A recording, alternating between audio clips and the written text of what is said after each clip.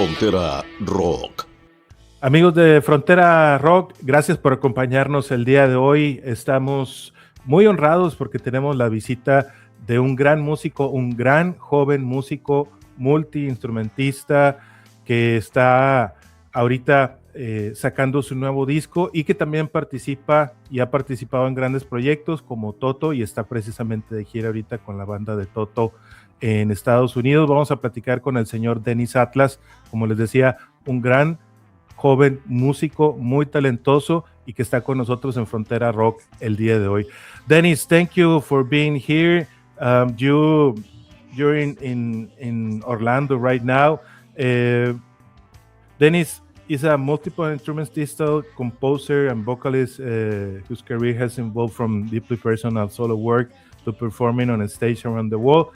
Now, with this new album, Principle, he steps forward with a record that reflects both artistic maturity and a clear, creative voice. Dennis, welcome. It's a pleasure to have you here. Oh, thank you so much for having me. This is great. I'm so happy to be here. Muchas gracias. Thank you, Dennis. Your Spanish is very good. I'm working on it. Estoy trabajando. Muy bien. Very good. Dennis, we always in Frontera Rock trying to go to the beginning. So let's start from that. And how did music first enter your life, and what moment made you realize this wasn't just a hobby, but a path you wanted to fully commit on? It was never a hobby. That's the funny part, is that I just always knew. There was no question about it, that from my earliest memories, there was never a time where I didn't want to do this. I've always wanted to just be a rock musician, and I wanted to play around the world, and I wanted to write my own songs, and I wanted to play great music with great people, and that's just always what I've loved. You could have asked me the same question when I was 3 years old. I would have told you the same answer. I might not have had as big of a vocabulary, but I would have said the same thing. So we can say that you're living your dream right now. Absolutely. Living the dream. There's no doubt about it. So when was your first meet with the music? What music was the first that you heard when you was a child? Yeah. Let's see. I think of the first things, I mean, I'm sure when I was a little baby, my parents were playing classical music for me, and that was probably something I reacted well to. But the first band I remember being into was the Beach Boys. Okay. But again, I was a little toddler, I was like 2 or 3, and I was singing along to Beach Boys songs probably as soon as I could speak English. Or sooner. And Queen, I think probably around that same time. And then at some point, my parents turned my brother and I onto Styx. And so that was really the earliest thing. And it's funny, it comes up in every conversation I have. I can't go very long without talking about Styx, because to me, Styx and music is like synonymous. Every other kind of music was like, what kind of Styx is this? So yeah, so that was really the first thing I really latched onto. I became a super diehard fan at the age of 4, and then from there I branched off and started listening to a lot of other things. It took a little while, but those were the first few. It was the Beach Boys, Queen, and Styx. So wow. No harmonies at all, or keyboards or anything like that. And when you start to have the need of learn to play something, just maybe the guitar, maybe the keyboards, when you said your parents, I want to learn an instrument, or right, well, my parents were both musicians. Okay. are both musicians to some extent, and okay. They were able to show me a few chords on the piano and then even on the guitar, so they were able to get me started. So at least I was able to know what a C major chord was and what a C minor chord was, and that you lower the third to get to this, from the major to the minor, pretty early on. And then when I was 8 years old, they signed me up for piano lessons, which actually at first I kind of went kicking and screaming because I already thought I knew everything there was to know about playing the piano at 8. But it turned out that there was actually a little bit more that I could learn other than the C major and C minor chord.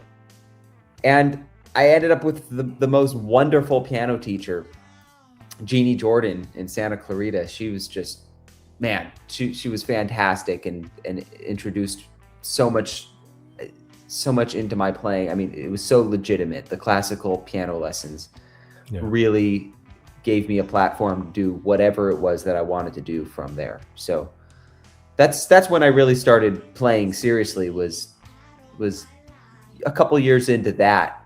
I was really able to play pretty well. And then from there, it was just playing in bands and learning songs that I loved. My parents and my teacher they all encouraged me to both practice my lesson and also learn the music that I was into. So I would be practicing Elton John songs and Styx songs and Queen songs in addition to my piano lesson, which was all of the classical stuff. And both of those two worlds helped each other so much. I mean, one without the other would never have been nearly the same. I couldn't have been successful in one of those areas without being successful in the other, to at least nearly to that extent. Yeah. That shapes your style, your everything as a musician, right? Right.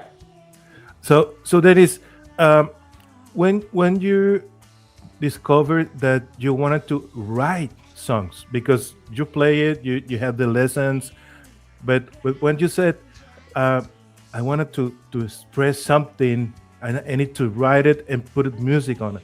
I've got a good answer for that. My brother and I both are musicians. We both grew up playing music, and this was something we've always had together as a family. And when we were in the car, in the back seat, when we were driving somewhere, we would listen to the stereo. We'd put on songs and argue over what we wanted to listen to and all of that. But we would also turn off the stereo and say, "Dad, can I sing a rock song?" And what we would do is we would just come up with songs in the back seat. So it'd be my brother Roger's turn for 5 minutes, and he would be back there singing about monsters and Batman or whatever he was into.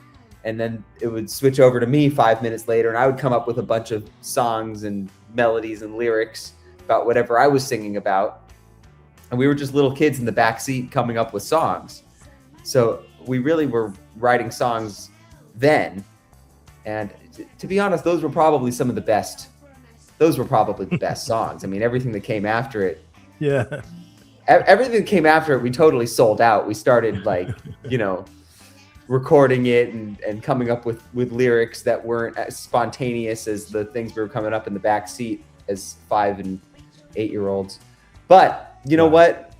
We could only do the best we could do. So yeah, I started writing some music actually on the piano and coming up with lyrics, and my dad did a really good job of encouraging me to record it. And I'll never forget when he first bought a MacBook Pro for his own business, and discovered that there's GarageBand on there and you can record things. And at the time they had an audio input right there on the Mac. So it was really convenient. We would just plug my keyboard into the MacBook and start recording. And he got me, he actually helped keep me consistent with recording some songs. And I actually recorded something when I was, I think 11 or 12, of just all instrumental piano songs that I had come up with. And then same thing, my brother and I were in a band and we were writing music and going to, my friend's dad has a studio in his garage. We can go there and record this song. And so we would do stuff like that.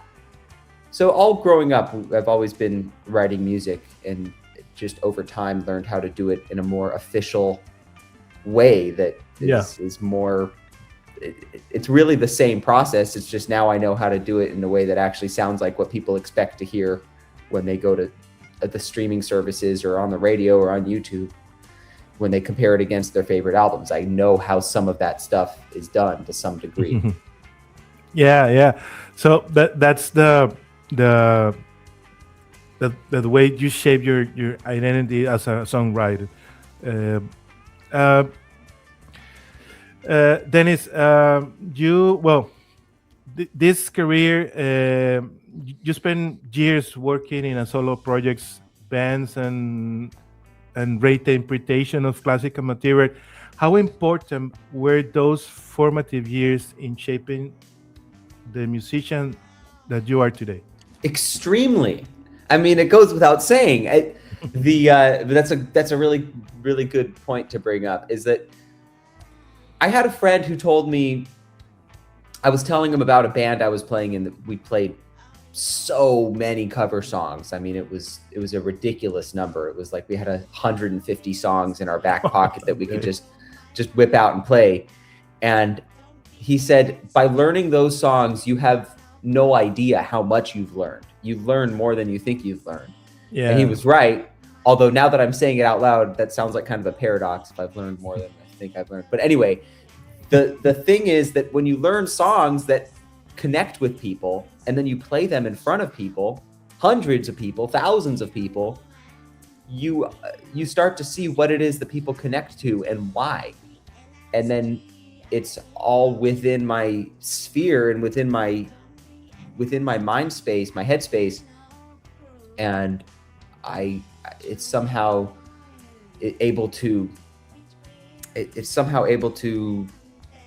turn into something that then I can put my own spin on it, or I can add that to the feelings that I'm having, and I could learn this new language of how to communicate with people. And that is what we call music. That's what we call writing songs.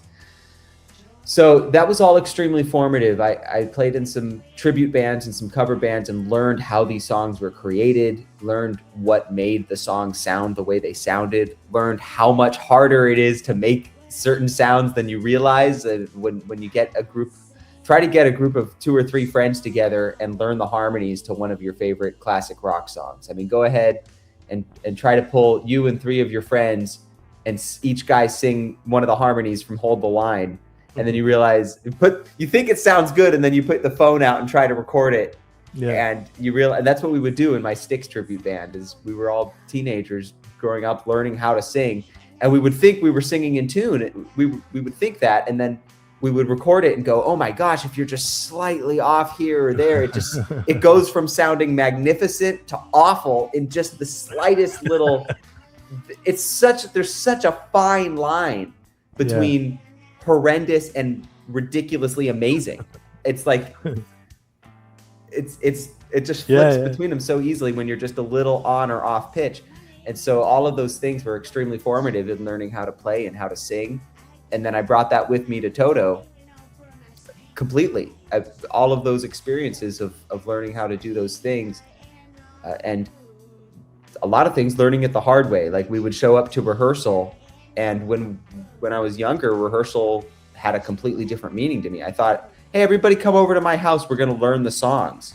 And so we would sit there and listen to it and try to learn the keyboard part, and then try to learn the guitar part and the bass part, and then try to arrange who's going to do what, all there together with all 5 of us in a room. And it would be like, oh, we only got 30 seconds into the song and it's already been 4 hours and everybody has to go home. And then you learn the hard way, oh, rehearsal is where you come together and everybody already knows exactly how to play their parts, and someone has already arranged who's going to play what. And then you show up to rehearsal and you play all 10 songs or 15 songs, and everybody already knows their part. It didn't even occur to us that there was a difference between learning the songs and rehearsing the songs. And now it's like, I can't show up to a rehearsul without learning every detail of what I'm going to do. But that wasn't obvious at first. So all of the things that aren't so obvious, you learn along the way when you're playing in, it takes playing in 15 different bands that all have different personalities and different challenges about them to get to the point where you have a wide range of tools. So that was something that was useful to me, especially landing in a band like Toto with guys that are so advanced at so many different things. There are bands that are extremely successful that aren't so technically proficient, and that's awesome and that's great too. You don't have to reach that extreme degree of technical proficiency to be successful or to have a career. But I happen to land in a band where you have to know all that stuff. You have to know your music theory. You have to be able to sing on pitch. You have to be able to play your parts and make the sounds and know all of these different styles and know the feel of all of them, the timing and all of that. So it definitely was important that I played in all of those bands growing up, and even just in the past couple of years to do what I'm doing now. Yeah. Dennis, thank you for that answer. I heard a lot of musicians, old musicians and very experienced musicians and young musicians like you, but very talented, that compares that playing covers like a training, you know, when you are training, because sometimes the people say, oh, that's a tribute band, well, whatever, they are not good musicians. But if you want to sound like the original band, you need to try harder, because it's way harder.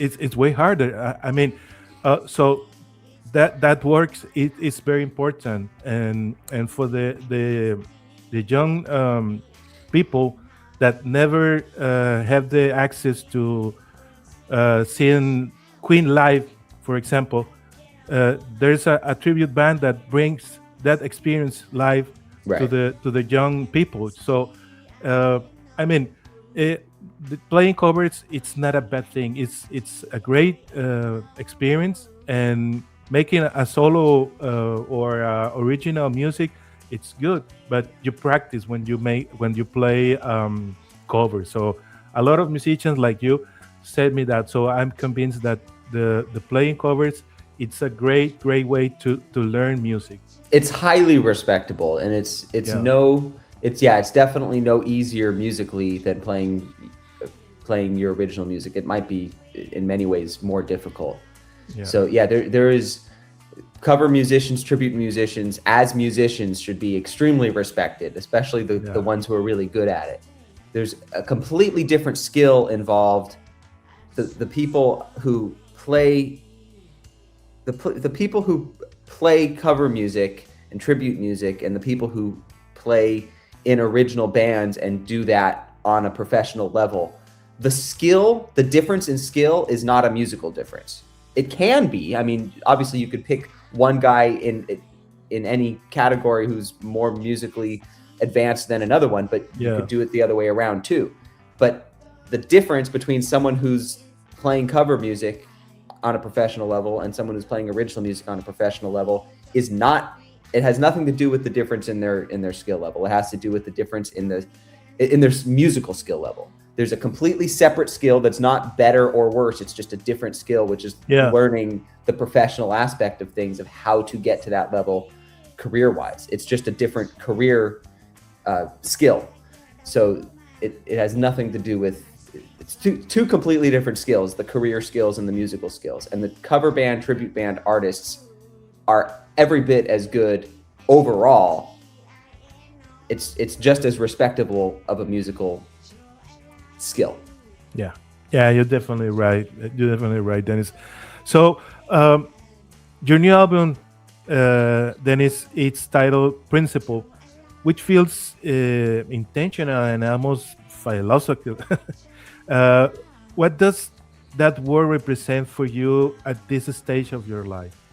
Right. Well, to me, principle is this beautiful word that means when something is true all the time, not just when it's convenient, not just some of the time, but when it's true and it's working on you and for you, even when you can't see it. So when I write a song, I like to come down to the principle of the matter. So I might be feeling a certain way about something in particular, but I say, what's the theme here? What's the principle here? Okay. And what it is, what's the universal, that's the universal part. It's a universal principle. It's the thing that is always true. It's the thing that's running. It's the concept itself, not just the situation. So really, for me, everything stems from principle. And if you live, and if you take that and you can find your principles and you can live off of them, you can create happiness in all kinds of surprising ways, or happiness can manifest in your life in all kinds of surprising ways that you can't plan out, but you know that that's going to happen because you're operating off of principle. Okay. So that's what that album title means to me. Okay. That's great answer. It looks like very philosophy. No, I mean, right now in the society, we need principle. We need to I agree. stick on it.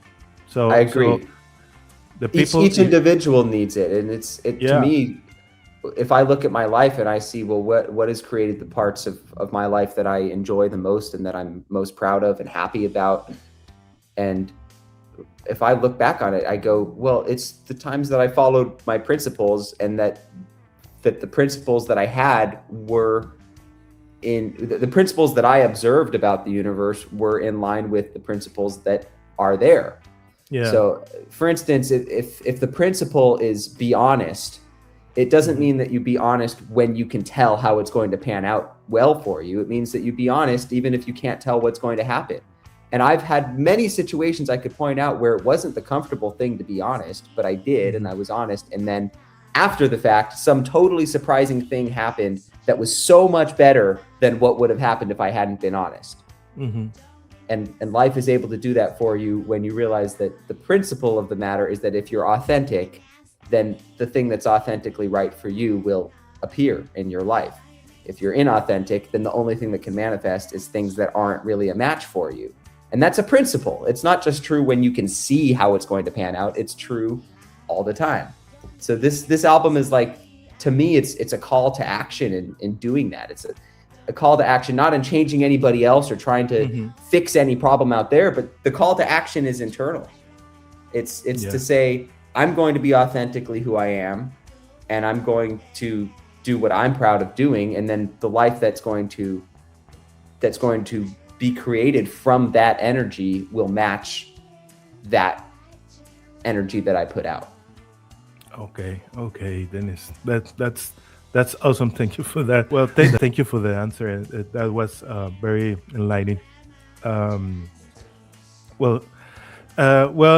Dennis, when you write for yourself, where the songs usually begin? In a harmony, lyrics, emotion, rhythm, or what structure, or where you start with the music? It can really start from many different places. There's a lot of times where a song will start from a melody that doesn't have any lyrics.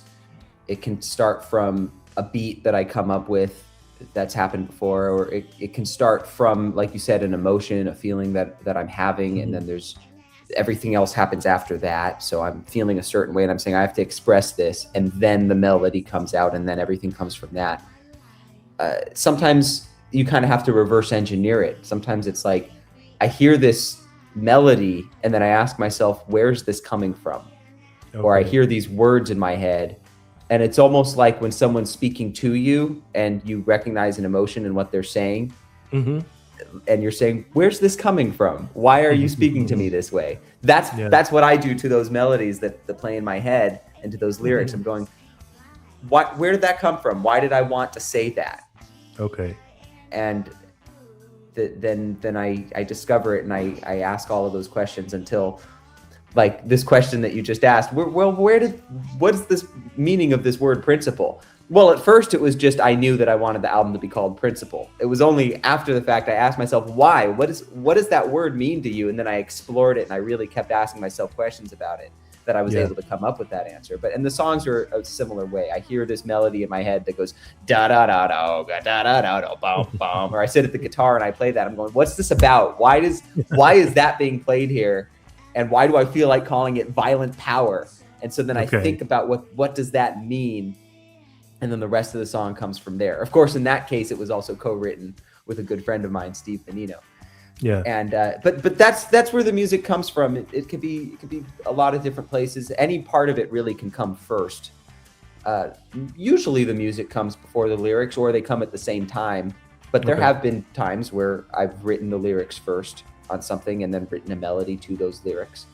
That has happened.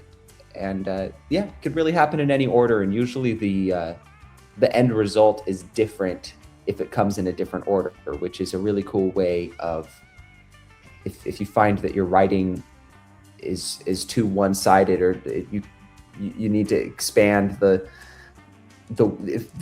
need more width to the different styles that you create. If everything's turning out too much the same, sometimes you need to pay attention to the ideas that are coming in, even if they're in a different order than you may expect. So yeah, if that beat comes first and you're like, wait, but I haven't written a melody, go and explore that. Yeah. At least that's the advice that I give myself, is that I want to be willing to let the song come in any order that it wants to arrive to me. Yeah, I asked that because when you're in a band, some guy came with a riff, some people came with a lyric, so and then mix it. But your solo work, it's different. So you often take a multiple roles as a writer, a performer, and producer. And how do you approach create leadership in the studio, Dennis? How do I approach creative what? What was that? The creative leadership. Leader, right. So it is a very different thing being in a band than being a solo artist. Yeah. And it's funny because I always grew up being a fan of bands, like all of the ones that I've mentioned so far. And I mean, look at Toto. It's such a collaborative band at the heart of it. All of those albums had so many voices on it. And then when approaching a solo album, it's a completely different thing. You don't have as much of that tension and as much of that straining filter, that your bandmates provide for you. So on this album, I had to arrive at that a little bit differently. So on one hand, it is under the name Dennis Atlas, which is my name. So really it could be anything I want. But on the other hand, I put myself in a position where I would collaborate with people and give it that situation where it had some tension and where I could see some other voices dragging the song in a different direction than where I had originally intended, and then saying, well, it needs to be pulled somewhat back here, and then they would pull it back here, and then somehow it would have that thing that a band has. So there was some degree of that on this album, absolutely, and that was an intentional thing. I knew that it needed to have that. So all of the musicians involved that played on this did that. And then again, the few songs that were co-written absolutely had that. And then Trev also in his mixing, he's credited for mixing, but really he's a producer and he has a producer's mind. And so he approaches mixing with that mindset.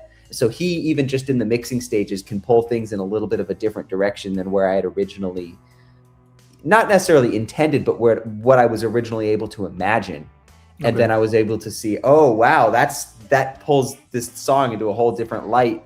And then I might, like I said, pull it back in this way and that way, and then he would pull it this way, and we'd end up with this thing that kind of had that collaborative tension in it, even just from that mixing point of view.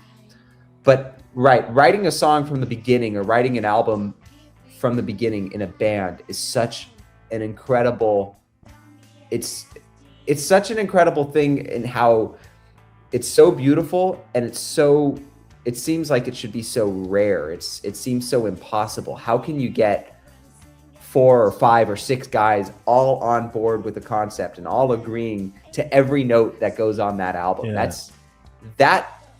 That means that what you're creating is extremely, it's extremely unlikely is almost a word I want to use. Like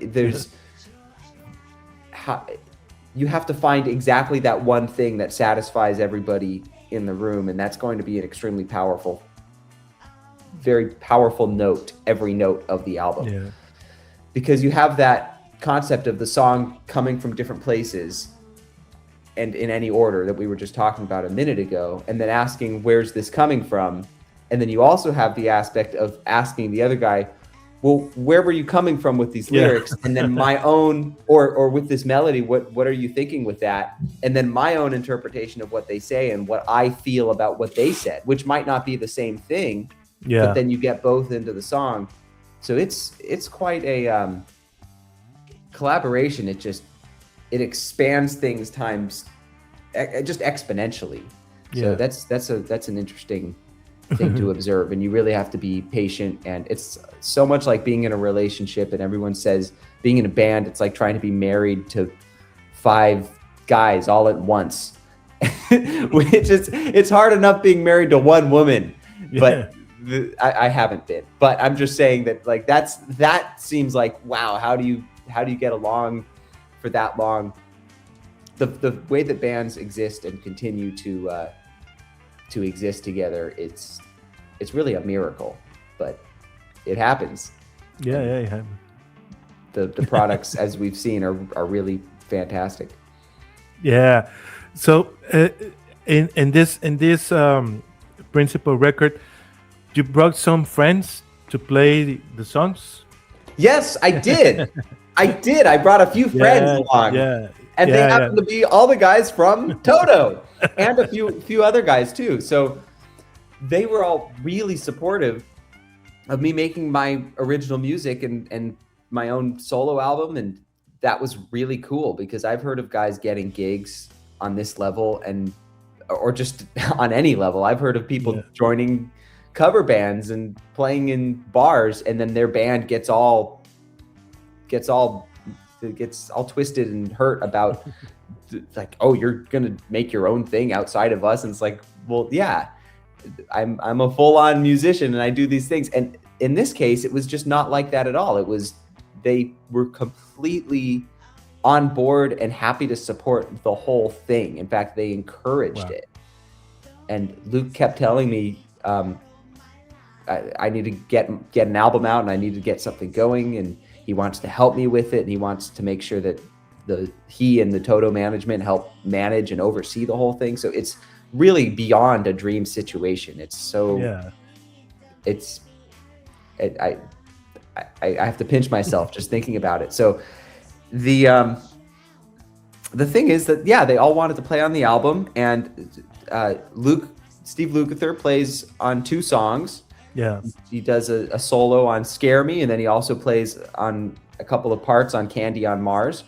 Shannon Forrest, oh my gosh, he lays the foundation, he lays the groove for over half the album. He's on 6 songs, and he just knocked it out of the park. His drums sound so incredible, and the way he plays is just so, his particular way that he plays a groove is so, it's just so on point, and it's so him. And so I hear his voice on the album in his drumming. And Greg Fillinganes played on a song. Warren Ham does a sax solo on one song, and Joseph Williams he sings an octave below me and sings the low harmony on another song. And what people don't realize about Joseph Williams is what a strong bass singer he is, which is hilarious coming from the high tenor singer of a band like Toto. When he goes in for those bass notes, he's incredible at it. So I had him sing some of those low notes on a song, and it turned out really cool on Games. And then I also had, so those are all the Toto guys playing on it. And then I also had a good friend, Marco Miniman, the outrageous, incredible, world-class drummer, agreed to play on 2 of these songs, including Violent Power, the lead single. And so he adds an incredible, just other dimension to those 2 songs. And then we also have Bumblefoot, Ron Bumblefoot Thal, who is just widely seen as the greatest guitar virtuoso, one of the ultimate greatest mind-blowing guitar players on this planet. And he is the sweetest, coolest, most down-to-earth guy. And so he's a really good friend of mine, and he played on one of the songs as well, and just, again, took it to another level. It was really cool. Also on the song Games. And David Page as well. So David played keyboards on a few songs and helped organize a few keyboard parts, and that was really fun. So it was really a very fun musical family environment creating this album. But it's amazing, Dennis, because they are involved in so many songs around all the classical rock history.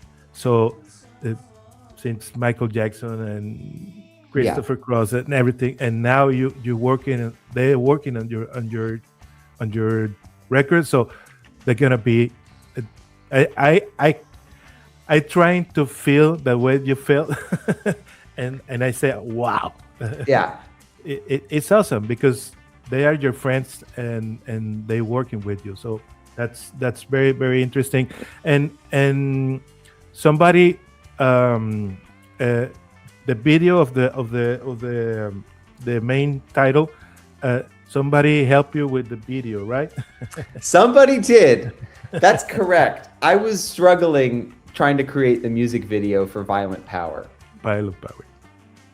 And it's one of those things where like we were talking about, when I grew up, I wanted to be a musician and I wanted to write songs. I wanted to play the piano and sing. You don't realize when you're getting into that you have to learn how to do every other job in the whole universe to get to be successful at that as a career. You have to be the Photoshopper, you have to be the web designer and the lawyer and the everything, music attorney, including nowadays you have to be a social media expert and a videographer.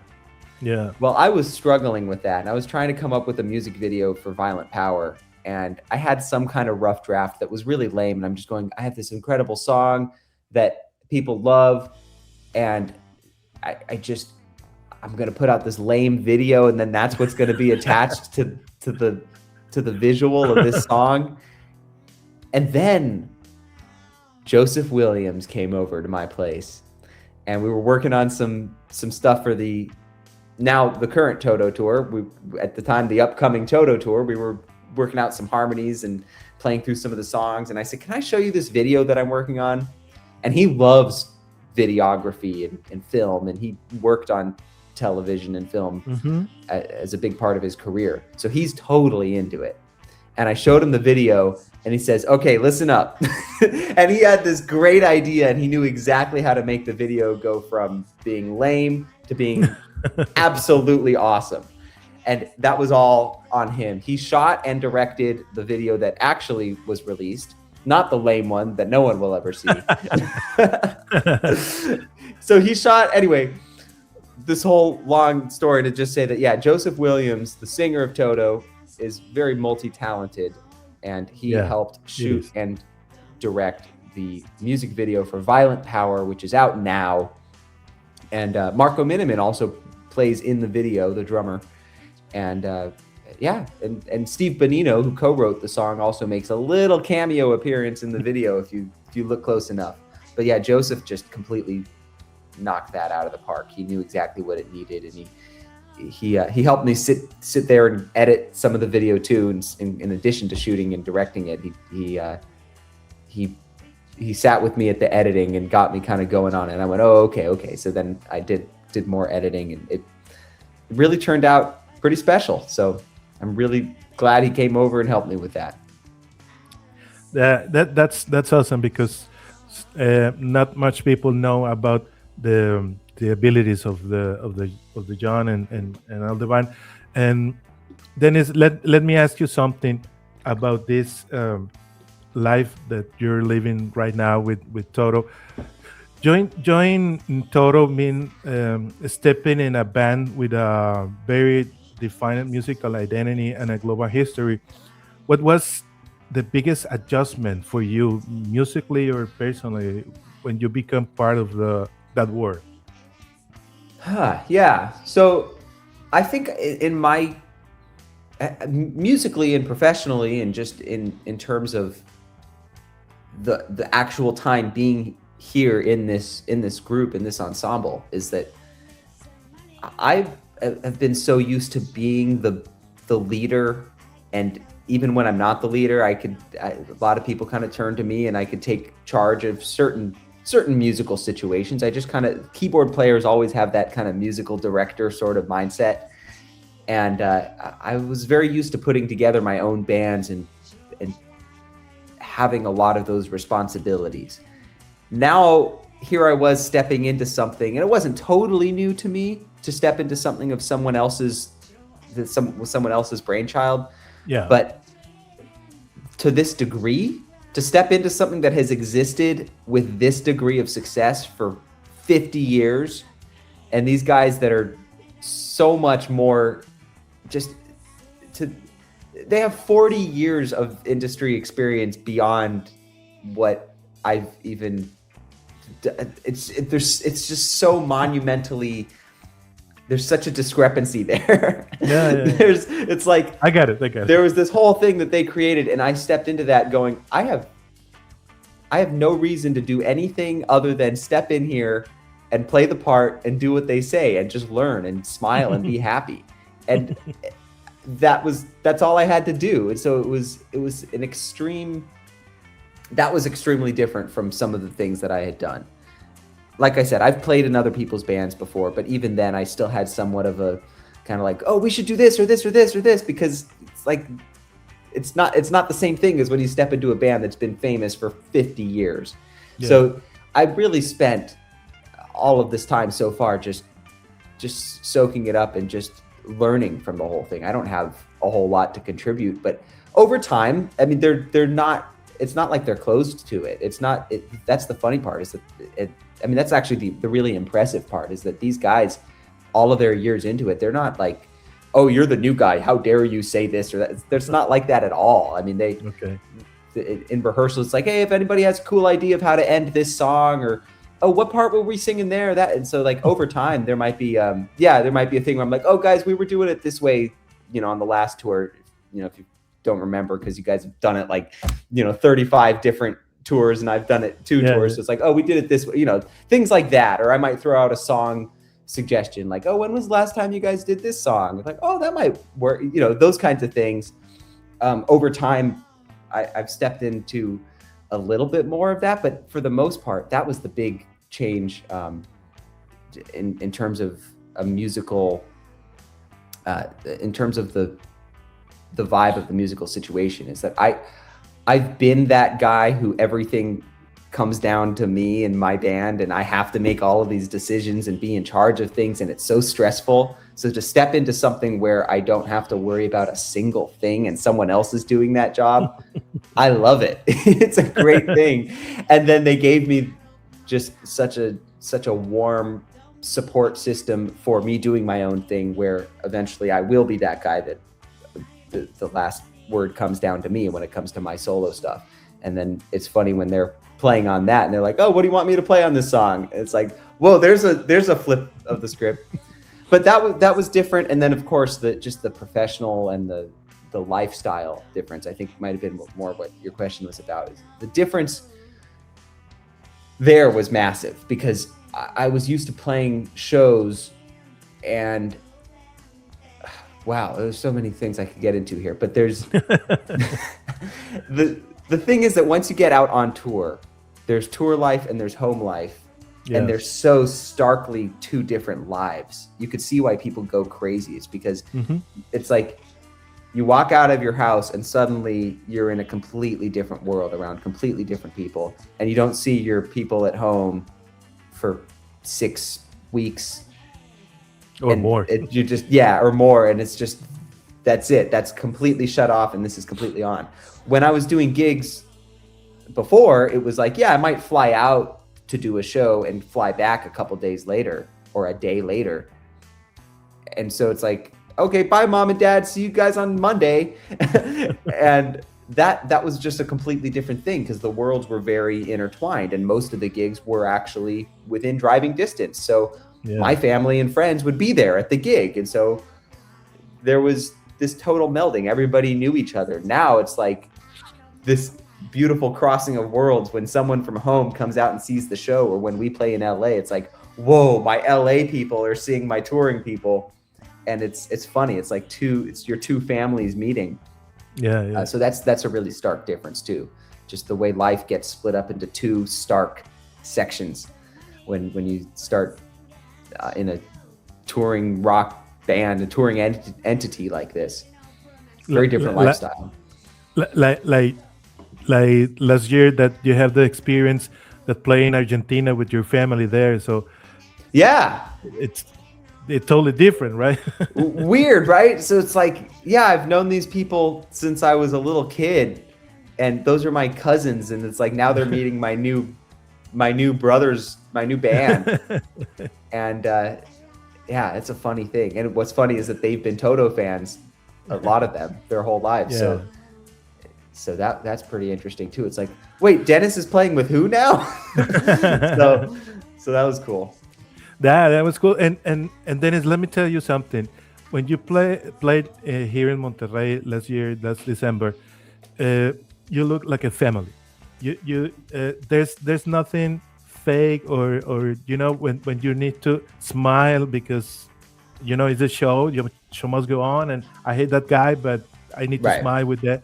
But yeah, that not happen here. So it was so naturally the dynamic and all the gig you were jumping and smiling because you look pretty happy. So, but all the guys too. So that's interesting. That's refreshing for with the fans like me of Toto.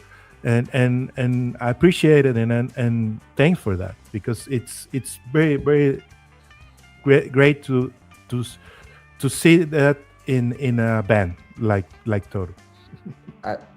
I agree wholeheartedly. That is, I think when there's just a thing about authenticity that people can sense it, and it's like a smell.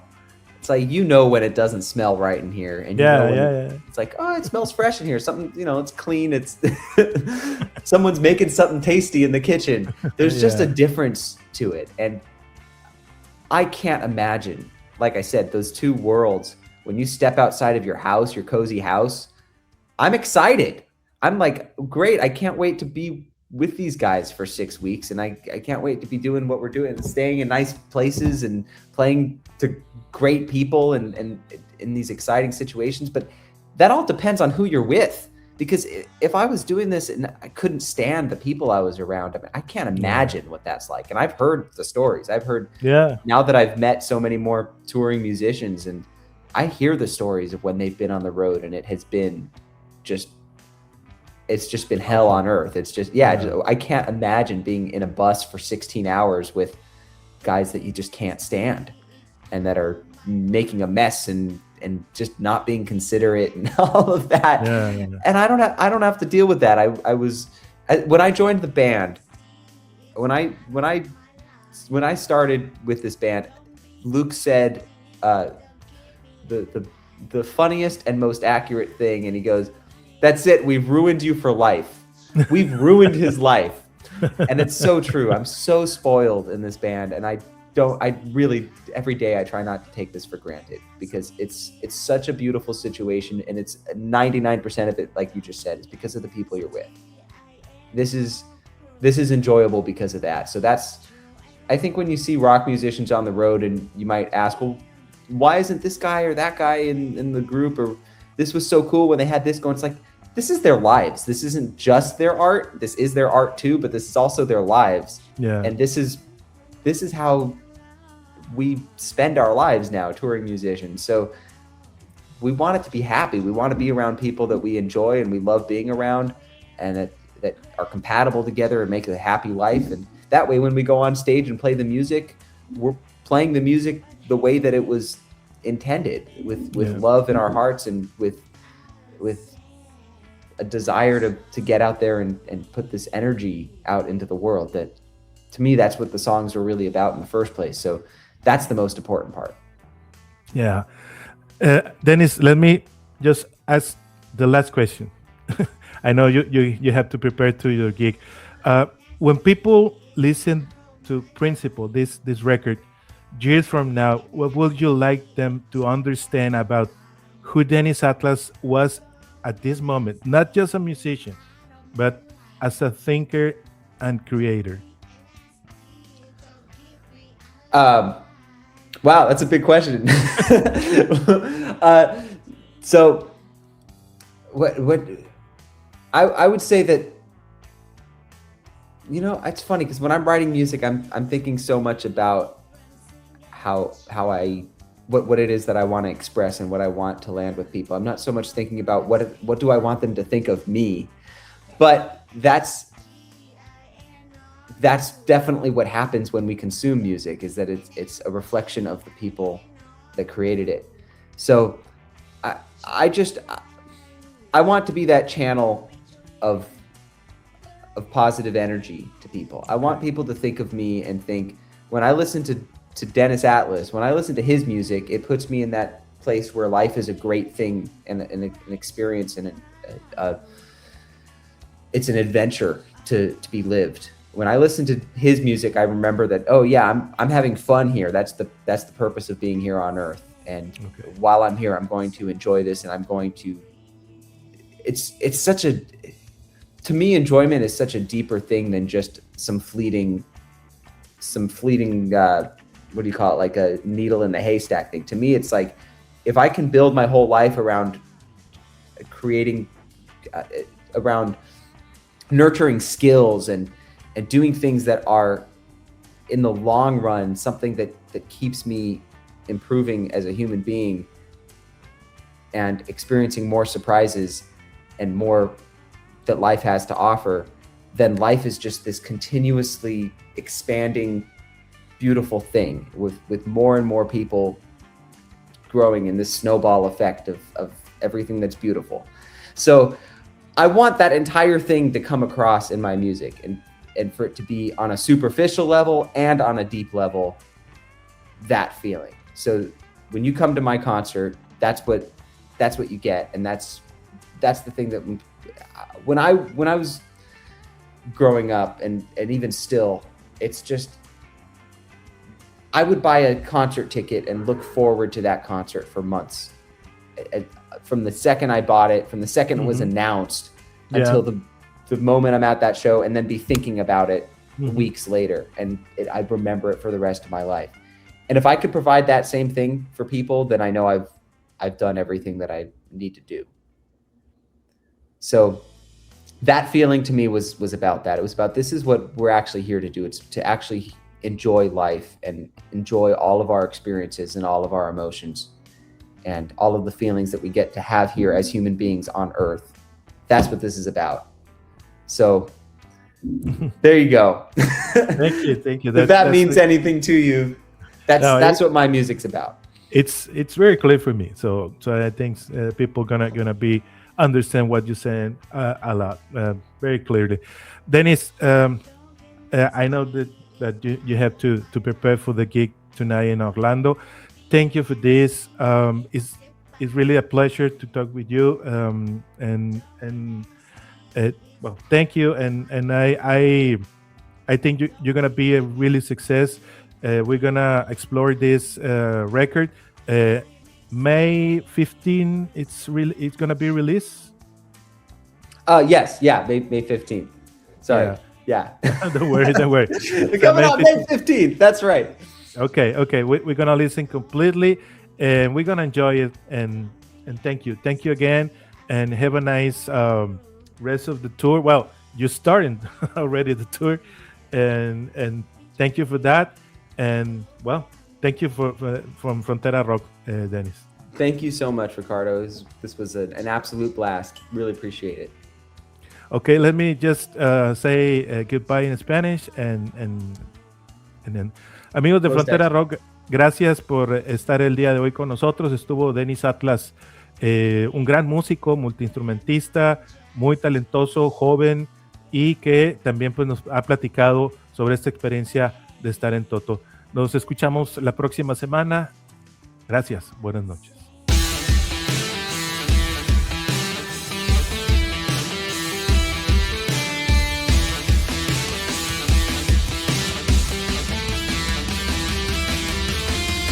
Frontera Rock.